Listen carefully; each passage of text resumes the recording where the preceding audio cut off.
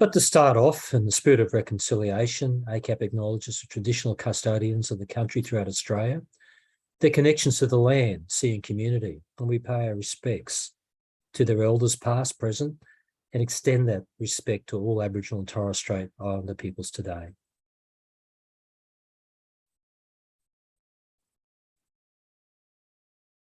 And in this session, we're going to talk a bit about ACAP and what we're all about. Some people know a lot about ACAP and other people don't know much about us. And we're probably one of the biggest psychology schools that you've never heard of if you don't know about us. And for those who do know about us, we're a significant player in psychology education in Australia, and really do graduate lots of students. And I think we punch well above our weight in psychology education in this country. And we'll talk about it a bit more as we go through what we do and why, at least we think we're special and we're worthwhile. So John's obviously not here tonight. It says John will explore psychology. Once again, I'm Professor Matt Bambling. John's not available. Right, thanks, Nick. Next slide. So ACAP's been delivering specialist courses since 1983, been around for a while. It's a national provider. It's got campuses in Sydney, Melbourne, Brisbane, Adelaide, Perth and Byron Bay. So we're a national education facility. We're quite large. In fact, we are very large. And the parent company that owns ACAP is enormous. It's international. And what we specialise in focusing on as a college is coaching, counselling, criminology, psychology and social work. The other side of the organisation have other disciplines that they train people in, but we're really the psychological sciences and human services sides of things. And if you've attended some of the other nights, you'll know we've got independent programs in counselling and criminology and whatnot and social work. But we're talking about psychology tonight. And so far, we've had over 20,000 graduates, which is a really big achievement. Thanks, Nick.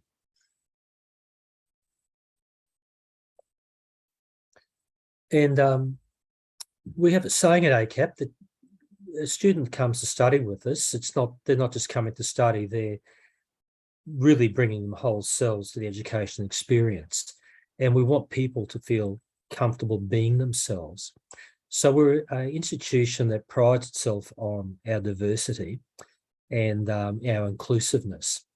And we do get people from a variety of backgrounds. We get everyone from fired up high school graduates through to people who haven't studied for a long, long time.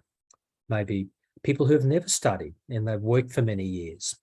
And they've at a stage of life where they're thinking, I think I'd like to do something different, and psychology is what I'd like to do.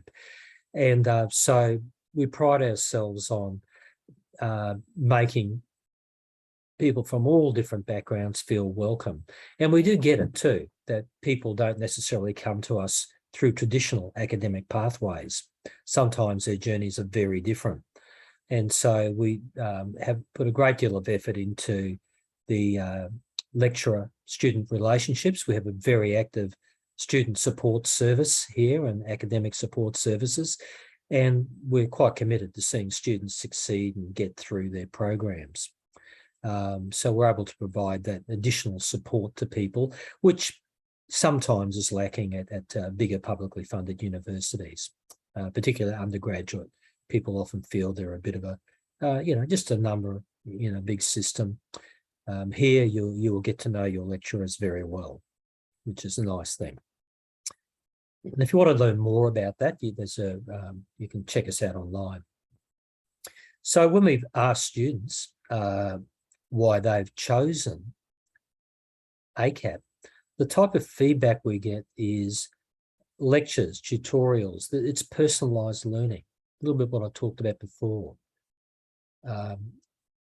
We're focused on your student experience and your learning.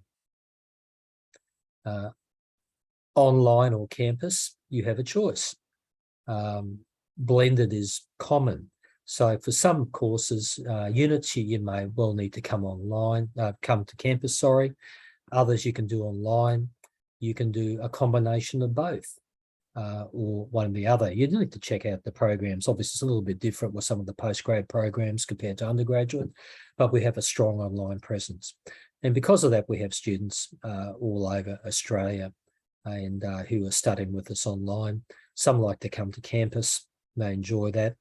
And that's why we retain the campus model, even though the sector's moving to more online delivery, because we do have many people who enjoy the on-campus experience, the connections and friendships they make with other students, and the mutual support they can give each other. And there's extensive student support here. And one of the things I've noticed coming from another institution originally is that ACAP does that very, very well. So some of that is on-campus workshops and online webinars to assist students to develop the study skills they need and prepare for study, academic support topics such as essay writing, and individual consultations with student learning services advisors. And it's really quite good. And if people haven't studied for a while, just encourage to avail ourselves of that service because it's really helpful. It starts to frame what is study at a degree level and how is that different from perhaps previous experiences we've had, and how to develop those skills to succeed. And there's also an accessibility service for people who may have disabilities, and there's also free and confidential counselling where we can talk about things that may be impacting on our study, get support, or perhaps going through things and where we need assistance. So it is a institution that does focus very strongly on maximising students' prospects and chances for having great success when they're with us. Thanks, Nick. Okay, and now we're going to hear from a student, and I'd like to introduce Tammy to you. And I happen to know Tammy, as I was one of her lecturers for an elective she did. And Tammy's terrific, and she's worked as a corrections officer and in employment services, and then she's very committed and interested in healing sciences such as reflexology, clinical hypnotherapy and counselling. She's very passionate about First Nations people and those who experience post-traumatic stress disorder. And I'll hand over to her now to tell you more about herself and her journey. Thanks, Tammy. Thanks so much, Matt. As Matt has just introduced, I am Tammy, and Matt was one of my lecturers for forensic psychology, which was absolutely fantastic. So lovely to see you again, Matt, and welcome to everybody that's listening. I studied a few courses actually through ACAP. I started with the graduate certificate, then I went on and I did the graduate diploma, and then I went through and completed my honours with ACAP, having done 20 odd years ago a Bachelor of Arts in Justice Studies. And as Matt also said, I have been a prison officer. So at 21 years of age, I went on and I became a prison officer and an intelligence officer in a maximum security male prison. And I also worked immigration. So that was very interesting for a young female. And after that, I moved into employment services, and I was just doing a lot of different jobs that was really about healing and helping people. I went on and learned reflexology, counselling, clinical hypnotherapy, and I thought I needed to do something a little bit more, and psychology was taking that a bit further. I have a real passion when it comes to First Nations people, and the reason I have such passion is my great three greats great grandmother was an Indigenous First Nations lady, and I also grew up on an island in the Gulf of Carpentaria in the Northern Territory. I live in Darwin now, but yeah, grew up on an island speaking the local language of Ndiliagwa. And so I have a real passion for helping the First Nations across Australia. And I've happened to land a provisional psychologist job in the biggest Aboriginal health organisation here in Darwin. So I'm very, very, very privileged to be working in that role as a provisional psychologist. So not only that, and as Matt would know, I have a real passion also for prison officers. Having been in the prison industry for many, many, many years, I actually burnt out and went through post-traumatic stress, depression and anxiety myself. So psychology has also helped me understand myself from that side, but also to have a passion to help officers that may still be looking for help and support. So that's, I also did my thesis on prison officers and mental health. So you can do anything that you want when you're in your thesis year, the honours year. You can do anything that your heart desires, if they allow you to. But I would suggest following something that you're really, really passionate about. Not only that, ACAP, the staff at ACAP are brilliant. As you've seen here, Matt and I do know each other. You get to know your lecturers, they get to know you. So that one-on-one is really, really brilliant. I went through grief not long after I started at ACAP. My father passed away, and that was a horrific time for the entire family, as you can imagine, and ACAP was brilliant. Matt mentioned that ACAP has counselling services, which was what I needed to speak to somebody. I was able to put things on hold for the time that I needed and restart in another trimester. So very, very, very understanding. So that was sort of, I'd only done one trimester when Dad passed away. So I was only early into my study. And then in my honours year, my mum became extremely unwell and had to have life-saving surgery. We didn't quite know if she was going to pull through or not. So again, I had the support of the staff. I had amazing support. I actually worked around that. I didn't take any extra time off, but I was able to relocate to Brisbane, do what I needed to do with family, and then come back to Darwin while still studying because I had the support of ACAP. So yeah, if you're really looking for an educator or an education facility that really understands you, that takes you seriously, that takes life events seriously, I can highly, highly recommend ACAP. So thank you for listening. I apologise that there was that background noise. I had my mobile on silent, but I didn't think about the home phone. So apologies that rang in the background. I do hope my experience with ACAP encourages you to sign on. Highly recommend it. Thank you. Thank you, Tammy. It's really great to hear from you.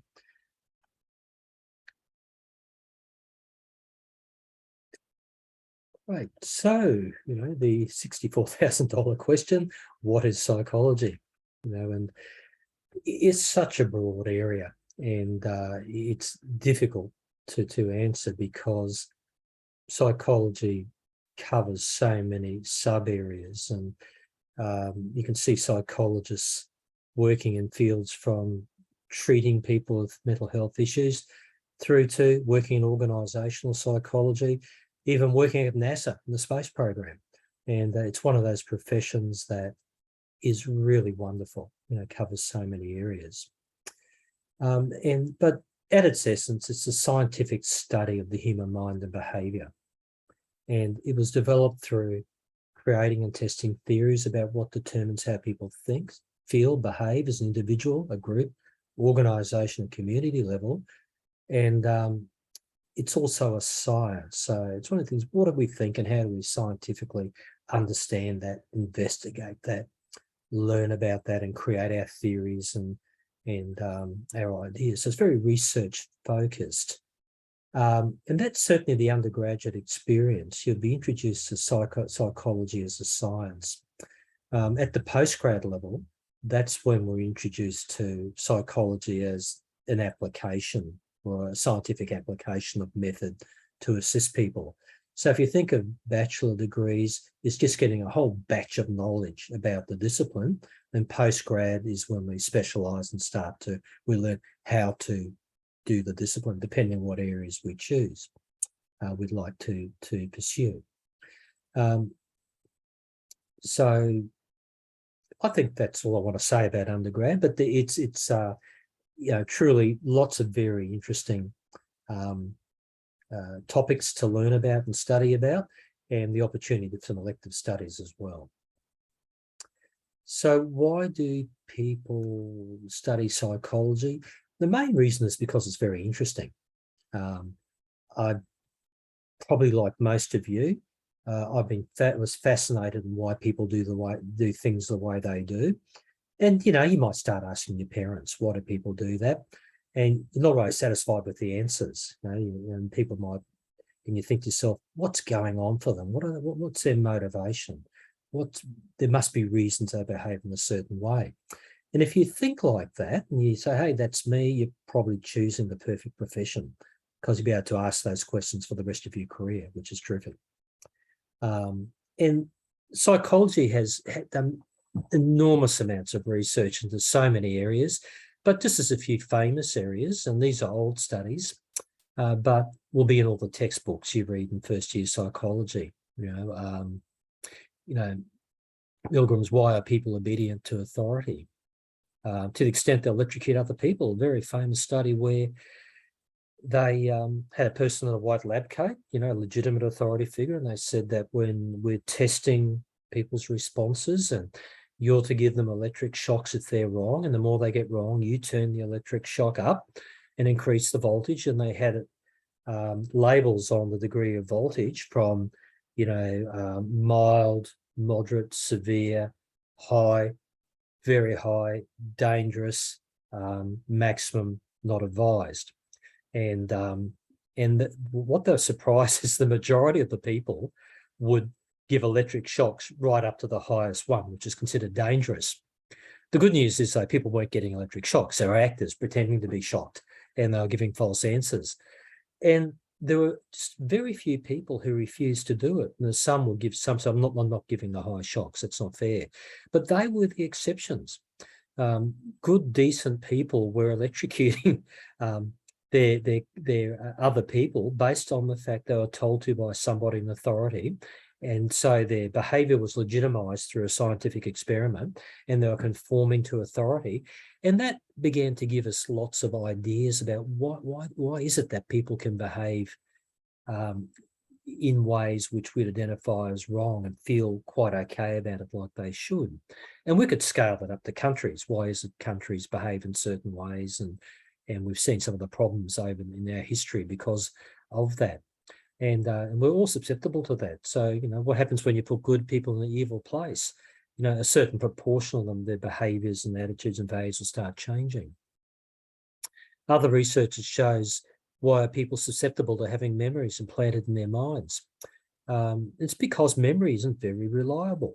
It's not as solid as we think. In fact, lots of studies meant to alter memories and to introduce new facts and new data into existing memories that didn't exist before. Probably some of the reasons that therapy works, because as people discuss their issues and work on their problems, they're remembering things that have happened, altering it, working with those memories, and they may well be remembering them slightly differently. Changing their reactions to their memories is probably one of the mechanisms by which people can get over things. But memory is a very plastic thing. It's not even particularly accurate. Other studies of what happens when you have 90% of your brain missing. That's a cracker. There are people who have had encephalitis and things like that, but have lost lots of brain tissue, and yet they've developed normally. They've been essentially able to get jobs and go to university, but really only have 10% of brain tissue. It's certainly not the case for everybody, but there's these remarkable aberrations in neurology where people maintain function. What does that tell us about brain function? Clearly, it's not just about entire brain volume. These are very interesting areas. And that's all of neuropsychology that's very interested in that. Psychology helps others. If we decide we want to practice as a psychologist, think about depression. It's the leading cause of disability in the whole world. There's over 300 million people worldwide who are depressed. The point prevalence rate is about 1 in 20. So you count 20 people around you, one of them might be depressed. And there are over 250 million people living with anxiety disorders around the world. And psychologists really lead the charge with the treatment of depression and anxiety. And the research shows again and again and again that psychological treatments work. And they just don't work. They work very, very well. Psychological treatment's very effective for a variety of mental health problems. And in many cases, the psychological treatments outperform medication or other types of intervention. So what psychologists are trained to do is very powerful and very effective. Yep. Thanks, Nick. I can see the questions coming through and we'll certainly get to those. So how do we become a psychologist? Well, it's quite a journey. And if you're choosing to become a psychologist, you're choosing a substantial journey, but a very worthwhile one. The first thing we need to do is get a 3-year psychology degree. If you have a degree in another discipline, and maybe you have business or something else, you can do what's called a graduate diploma of psychology. The graduate diploma will give you the psych major, the double major, basically, that's required by the accreditor, which is APAC, the Australian Psychological Accreditation Council. So if you already have a degree, you can do a grad dip. If you have a degree in psychology, after that, you can apply for a 4th year, which is the required pathway. And that's typically an honours year.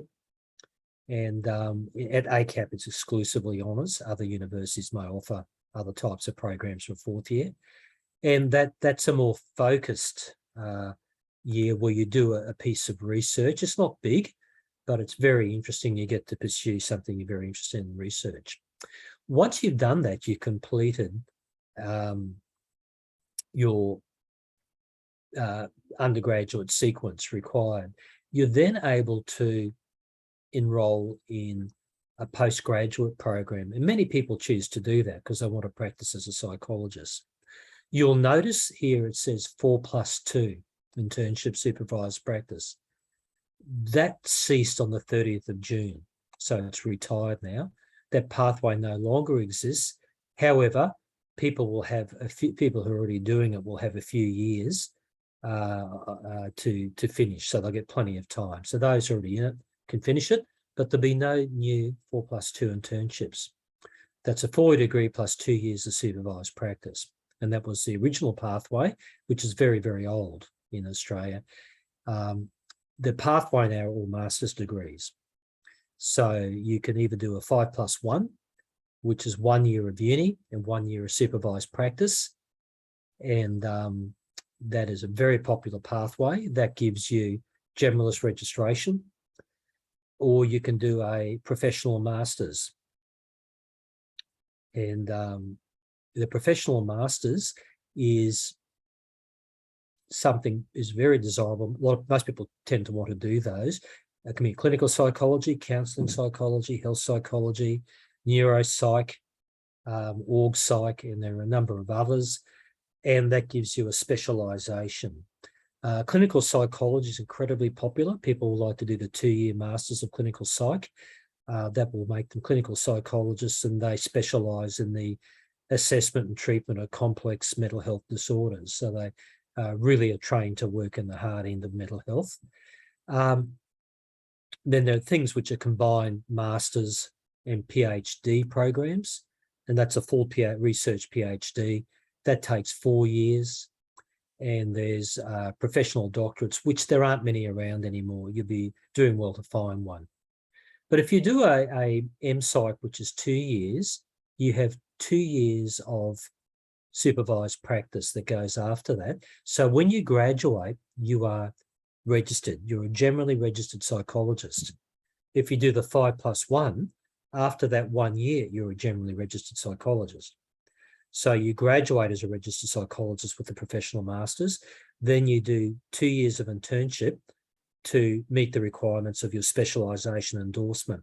After that, you become a clinical psychologist. So it's quite a lot of study, isn't it? You know, if you look at medicine as a pathway, we're kind of up there with the amount of time we expect.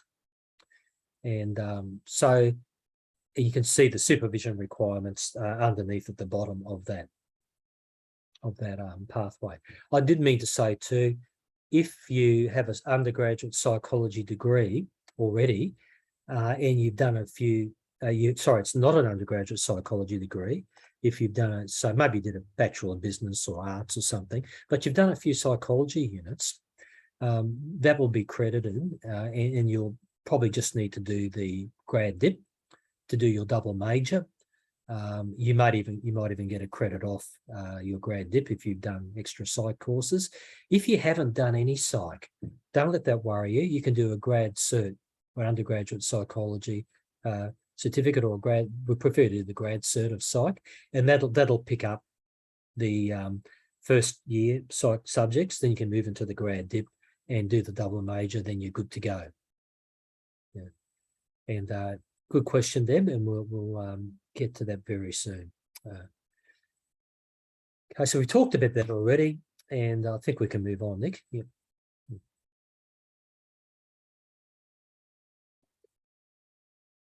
Okay, so why study psychology at ACAP? Because, yeah, it's a big program, Owen, and it is a little overwhelming, but it all makes sense once you're in it. And if you go on the journey, it's incredibly rewarding. The grad dip depends if you do it full-time or part-time, Jan. You can do the grad dip in 1 year full-time or 2 years part-time. You could do it 3 years part-time if you wish.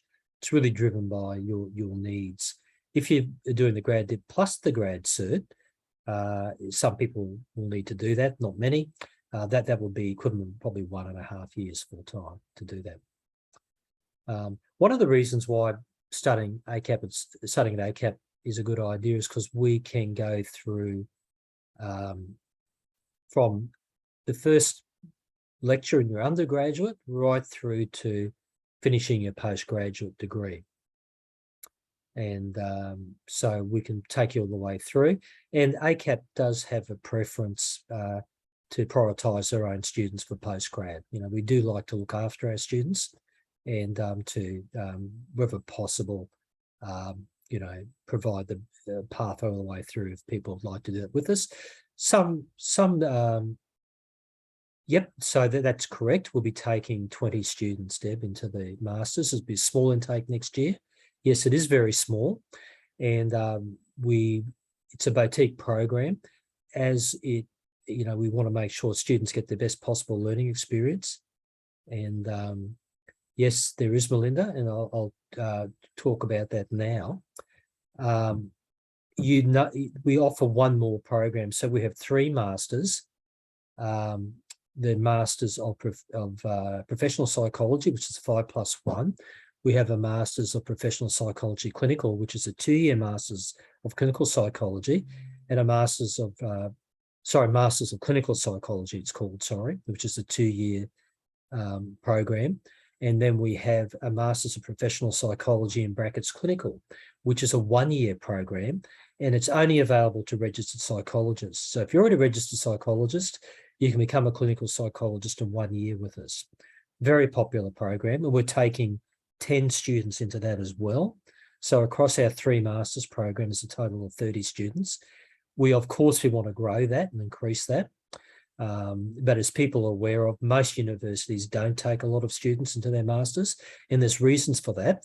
The main reason is placements. We have to find people placements, and there's limited placements in every city in Australia.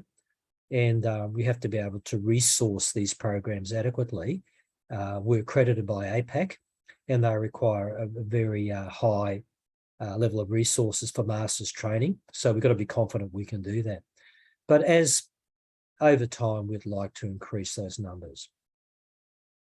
We offer a variety of choices with our degree programs.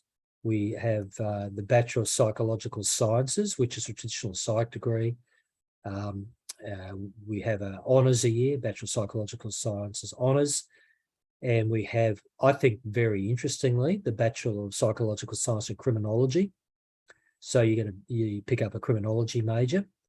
And if you're interested in working in corrective services, great one to do. If you're interested in being a forensic psych, great one to consider. Because forensic psychology is also a thing. Look, I'm going to jump in there too. The Bachelor of Psychological Science in Counselling is very, very popular as well. Probably most of our students want to do that because they're interested in practicing, and you get a lot of counselling training in that. You get a great deal. Where in psych, because it's a behavioural science, you do a lot of sciencey stuff, and you'll cover some therapy and some of the theories, and you will get a lot more counselling training in the psych sciences. And just to answer your question, unfortunately, no, after grad cert, you can't practice as a psychologist. You really have to follow the professional pathway. Graduate certificate of psych sciences, that's for those who maybe have a degree with no psychology at all already. They can pick up that first year stuff, the grad cert.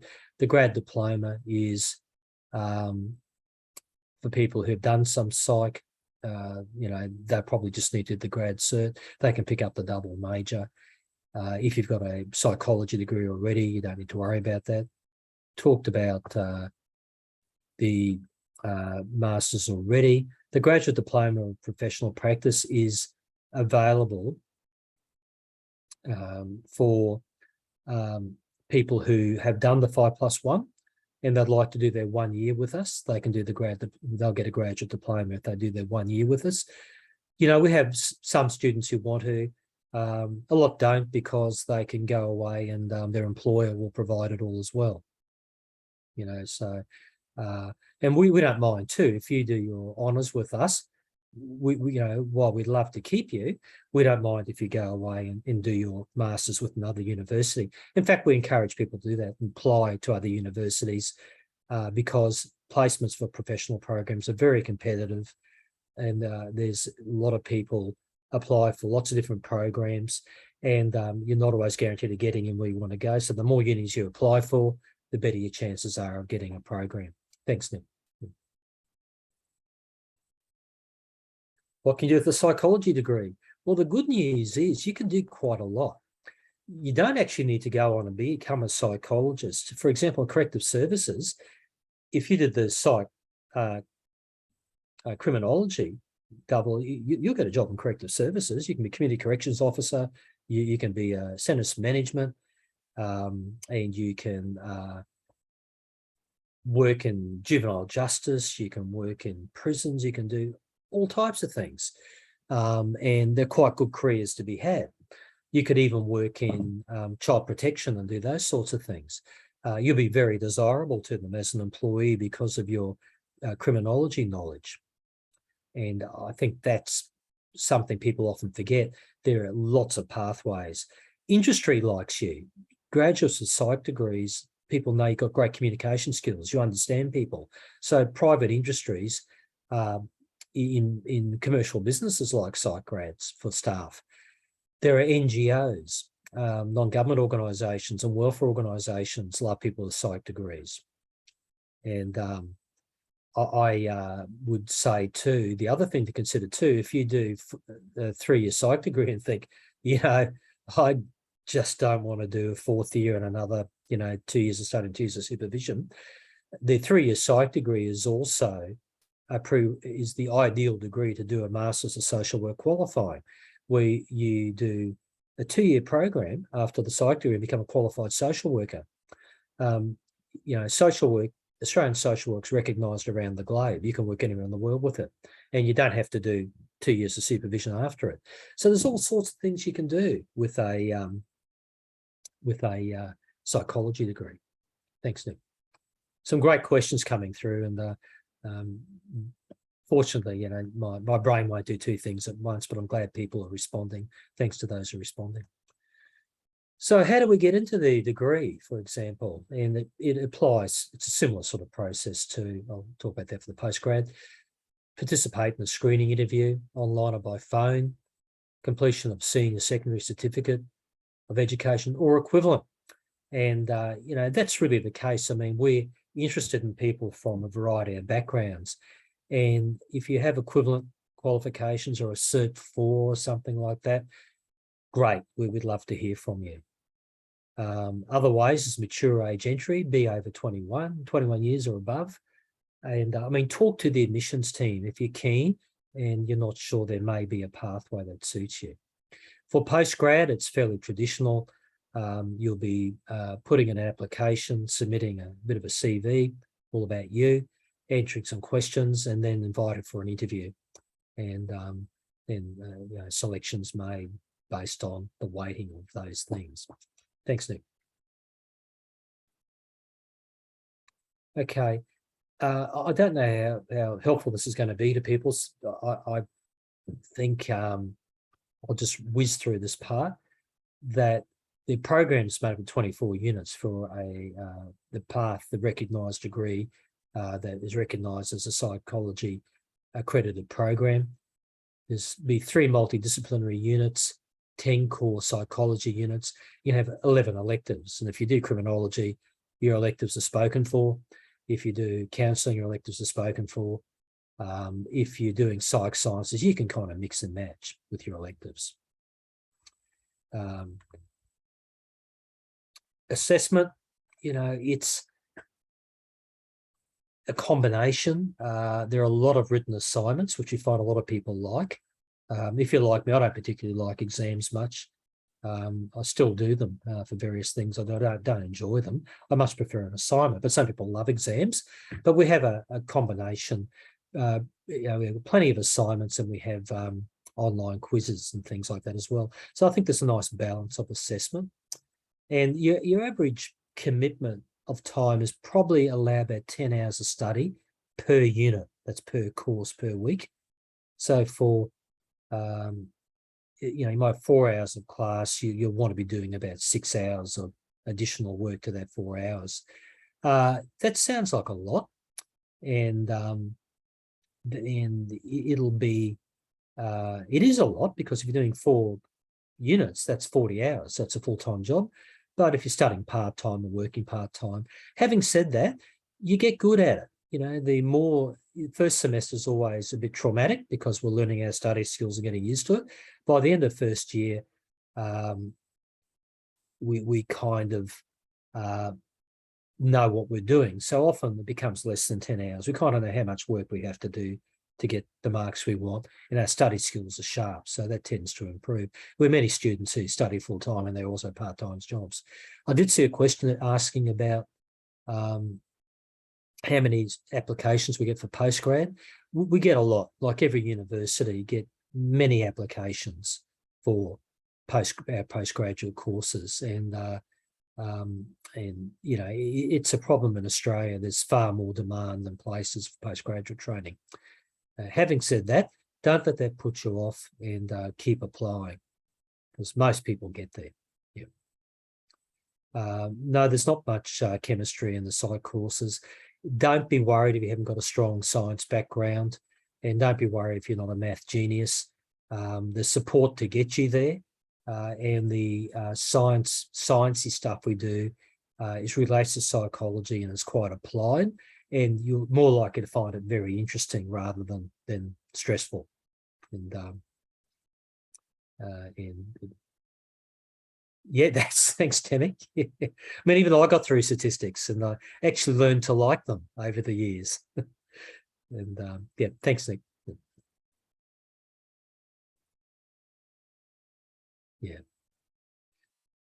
So we can see that criminology, we have the criminological units, and they introduce us to theories of crime and deviance, forensic psychology, criminal behaviour, approaches to work with criminogenic sort of phenomenon. How do we help rehabilitate? All that sort of stuff. And there's a critical analysis of research methodology and design. How do we research criminology and psychology? Thanks, Nick. And this is probably a great interest to people, is that they do offer a lot of counselling electives, and 11 core counselling units is a lot. That's a lot of counselling. So you're studying different approaches to counselling, different topics in mental health. So it's very interesting. And there's also 200 hours of placement in the counselling degree, in the psych counselling as well. And that's sufficient for professional membership or some counselling organisations, which can give you PACFL or ACA membership, which is, and there are, you can potentially get a job as a counsellor with that. So it's a nice degree, and it gives people some room to move. If you do that and you've had enough and you want a couple of years break, you'll potentially get a job as a counsellor. And yeah, that's a good question. The main difference between psychology units and counselling is counselling units are really about counselling mental health, where psychology units might be on theories of and research on behaviour, assessing mental health, understanding psychopathology, neurology, biological basis of behaviour, understanding special topics in psychology. A lot of emphasis on understanding the importance of research and how to understand and interpret research, and the scientific method of inquiry and scientific method of thinking. It's often been said that psychologists adopt the scientist practitioner model, where counselling is really focusing on the working with people to assist them through their problems. And yeah, so next slide, thanks, Nick. Yeah. Yep, and as we said already, going to whiz through this too. We've already talked about it. We need to do our 4th year to have access to registration programs. All the programs you have to be accredited, sequence in psychology, as we are here at ACAP. And so to get into, I think you probably could, Sophie. So to get into, I've lost my train of thought. Just give me a sec to catch up with what I was saying. Yes, that even though we've done our 4th year, done a grad dip, for example, doesn't guarantee entry into our 4th year. And doing a degree doesn't guarantee entry because we have to get a reasonable grade to get in. So it's competitive entry into 4th year. And if you're getting distinction average, you're going to get in. And that's an average. That means you could get a credit in a couple of courses and you might get a couple of high distinctions and the rest distinctions. It'll kind of balance out. Having said that, there are many institutions offer 4th years. Yeah, okay, Nick, next slide, please. So for the grad cert, we need to have completed a bachelor's degree. And as we've said, that it really covers the first year 3 core psych units, and we do 1 MALT unit, which is kind of a multidisciplinary unit. And, you can do that full or part-time, of course, and you'll get some credit towards a graduate diploma if you do the grad cert. For 1 unit, and then you could, of course, then can achieve your first year sequence and do the grad diploma and get your double major, and you're good to go. Next slide, please, Nick. It's the grad diploma, and it's really for those who already got an undergraduate degree in another discipline who want to become psychologists, yet they've already studied a little bit of psych. Typically, most degrees have about 3 core psych courses in them, or units, and that's recognised by the grad dip. You haven't got to do those again. If you haven't done it, that's where the grad cert comes in. Once again, it's part-time or full-time. It's not a 4th year program. It's just a way of picking up a psych double major. Thanks, Nick. So, You can do it on campus or online. I think that's really nice. The Bachelor of Psychological Science Honours is the accredited 4th year in psychology study. You can do it full-time or part-time.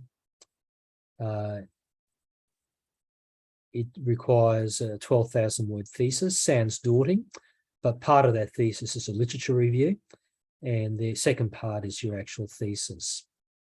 So what do we get you to do an honours year? Well, a lot of people ask that. They think, is it to torture us? Well, yeah, partly because we like doing that, but it's also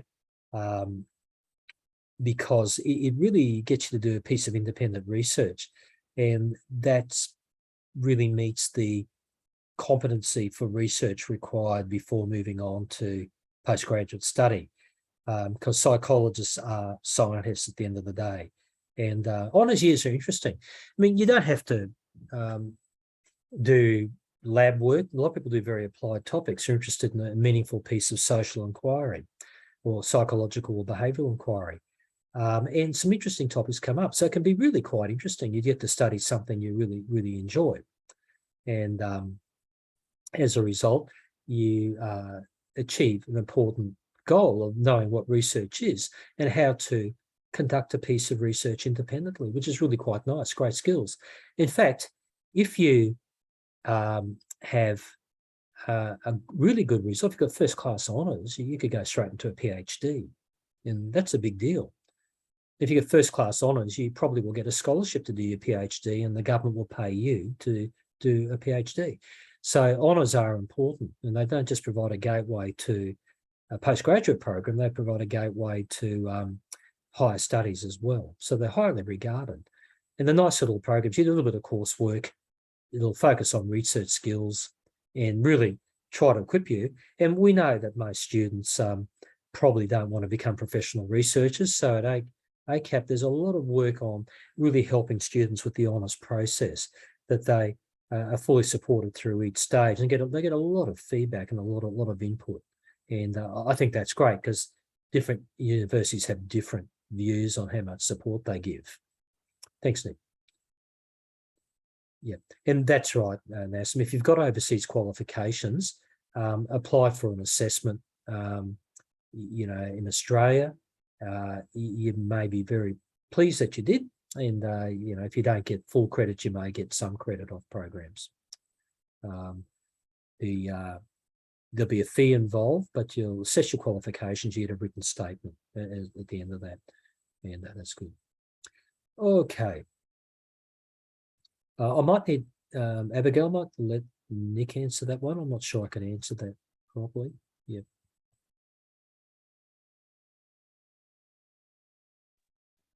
More than happy to jump in there, Matt. What I will say is, yes, ACAP's tuition expenses do tend to be a little bit more expensive than most providers, but the benefit of which is that you do get a lot more personalised support as a student with us. You get that hands-on approach to your applied learning. So not only is your degree coming through expert knowledge from our academics, but it's coming through real-world case studies and research vignettes that we'll have you read and respond to. So in a real-world setting, and that hands-on applied approach is definitely second to none. We've gotten, plenty of high regard for that. But of course, yes, we do have fee help as suggested earlier. We do have that available for our programs. So no upfront costs for Australian citizens, New Zealand special category visa holders, and now humanitarian visa holders as well. Great, thanks. That's terrific. I might have answered the question from Sophia. Enrolled in the BA of Psych Sciences. Is she able to change to BA Psych Counselling? Yes, you can do that.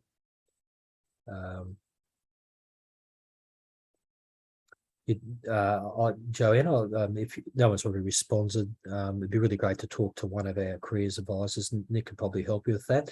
Joanne writes, I need to talk to someone about transitioning from teaching. Who do you suggest?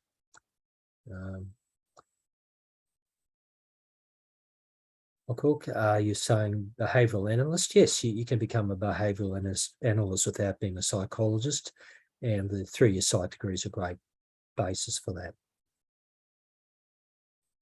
Just looking for any other questions.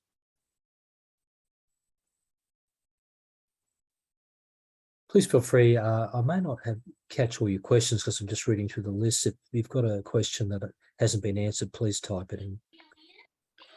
Hello, this is Suchita. I have a question. So, is the advanced diploma and the diploma in psych are two different? So you're asking me, is the diploma and the advanced diploma in psych? Diploma and the advanced diploma in psychology, are they two different courses, or Okay. what is the difference actually? Right. What I think you're referring to is the postgraduate programs diploma.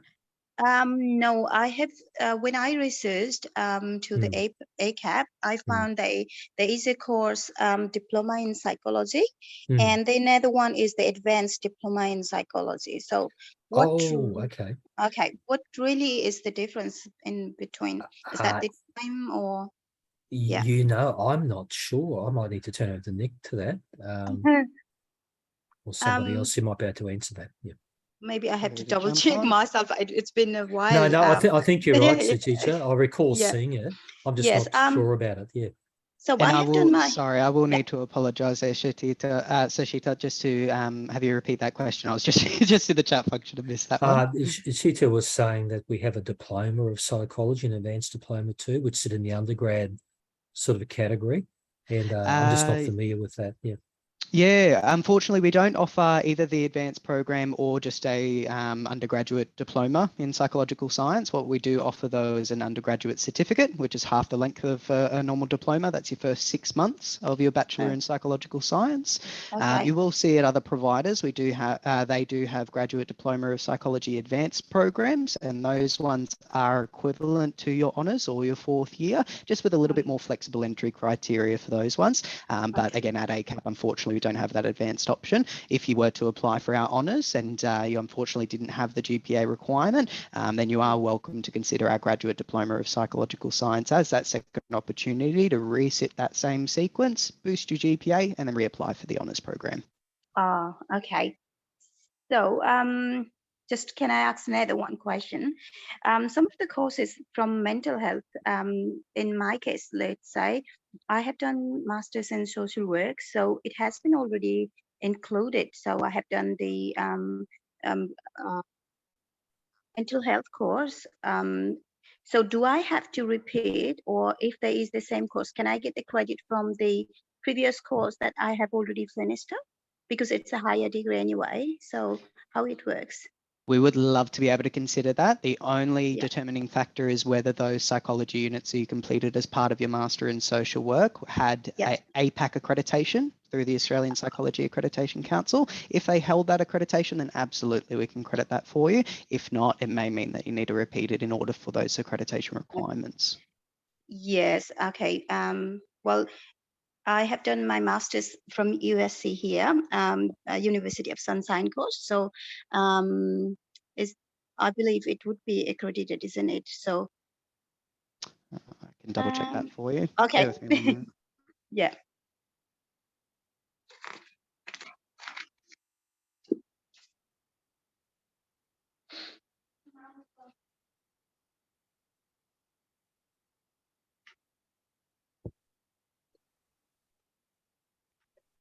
Okay, jump in if you've got any more questions.